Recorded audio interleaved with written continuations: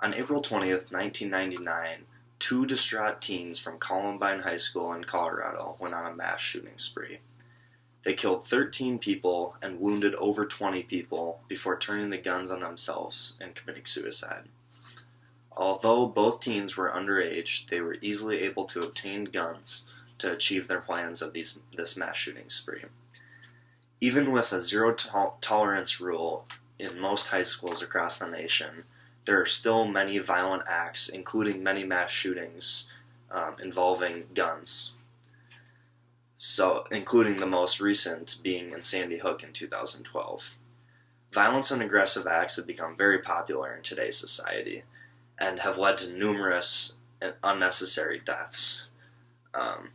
Many of these occasions involve guns. Mass shootings often use assault rifles, and this is a big problem in our society. I believe that it is in time that we install a strict gun policy with a strict gun control law in order to help control these unnecessary deaths and these crazy mass shootings that are going on. We don't often think of these problems until they arise, such as the Sandy Hook shooting or the Columbine or the Aurora shooting. We don't think about guns being a problem until they're out killing people and there's mass shootings and kids are dying and it becomes a problem. So I've done a lot of research onto why we should have gun control laws in the United States, and my sources can be found on my comment section under my YouTube link.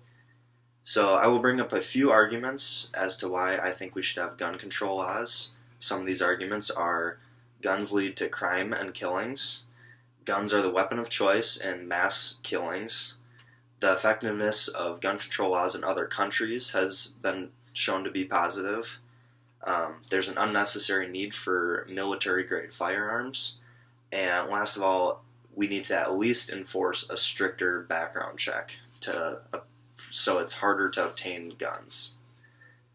So my first argument is as to why we should have gun control laws is because guns lead to crime and death. There were over 450,000 total gun deaths between 1999 and 2013. Guns are the leading cause of death by homicide and suicide, and are the 12th leading cause of death overall. That's ahead of liver disease, hypertension, Parkinson's disease, and deaths by fires, drowning, and machinery deaths. So there's a lot of research that goes into those different health fields, such as Parkinson's or liver disease or hypertension, but really there's something that's very easy to fix ahead of it in gun control, that by eliminating guns we get rid of deaths that are way ahead of all these medical diseases. So these stats show that we can easily decrease the number of deaths by guns by simply taking guns out of the equation. Homicide and suicide are happening way too often and are way too easy of events for people to do themselves, so we need to help lower these risks by taking guns out of people's hands and at least making it harder for these events to occur. Also, guns are very rarely used in self-defense. In 2010, there were 230 justifiable homicides as to where a citizen needed to use a gun against a felon in, say, a robbery or something of that nature. On the other hand, there were 8,000 criminal homicides. So we can see that while there were some justifiable uses of guns in self-defense, most of the gun usage in the United States, at least in 2010, were due to criminal choices. So getting rid of guns can help lower the number of deaths due to these violent activities. My second argument as to why we should have gun control laws is that there's a rising number of mass shootings in the United States. In 2015, there were 372 mass shootings, killing 475 people and wounding 1,870 people. There were 64 school shootings in the United States in 2015, and many of these shooters, such as the Sandy Hook shooters, shooter and the Aurora shooter showed signs of mental illness. So, and some were kids, as in the situation of Columbine High School. Access to guns is way too easy for kids and the mentally ill and criminals, and we need to enforce a gun control law that at least has a very strict background check so that we can limit how kids and criminals and the mentally ill get guns and go on these mass shootings. People should be able to feel safe wherever they go or wherever their family goes, where they send their kids to school, and by eliminating guns or by enforcing this strict background check, we can help people feel safer on what they're doing with their lives and their families' lives. My next argument is that other countries have shown a lot of effectiveness in laws controlling gun purchasing and gun ownership. Both Switzerland and Finland have enforced strict background checks, including making sure they have the right licenses for guns, and then a citizen must pass a background check that is both a criminal background check and a mentally ill background check. So this limits who's getting guns and making sure that we're keeping guns out of the wrong people's hands.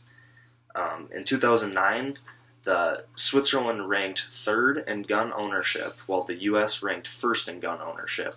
And the U.S. had thousands of more deaths by guns than Switzerland.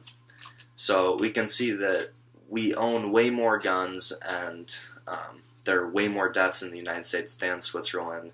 So enforcing or having a strict gun control law helps to limit guns and lowers deaths, as Switzerland and Finland have both shown.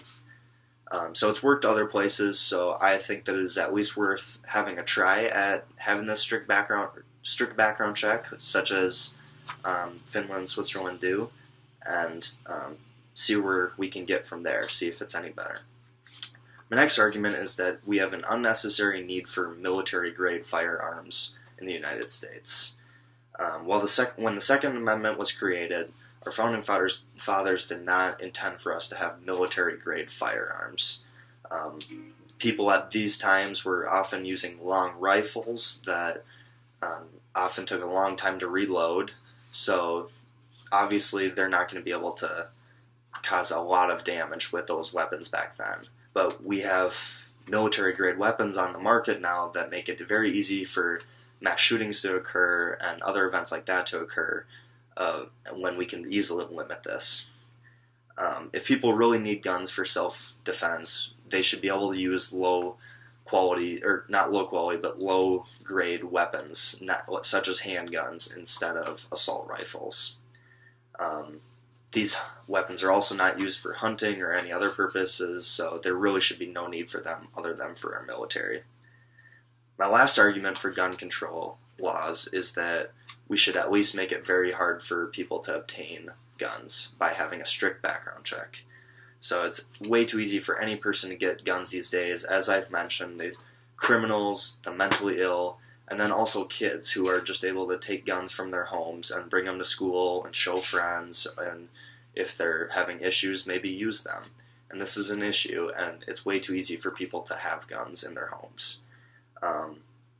It's also very easy to purchase guns online or through private buyers that you don't have to go through a strict background check. So we need to limit this and get out there and get rid of these kinds of sellings and make sure that we're not selling guns to the wrong types of people.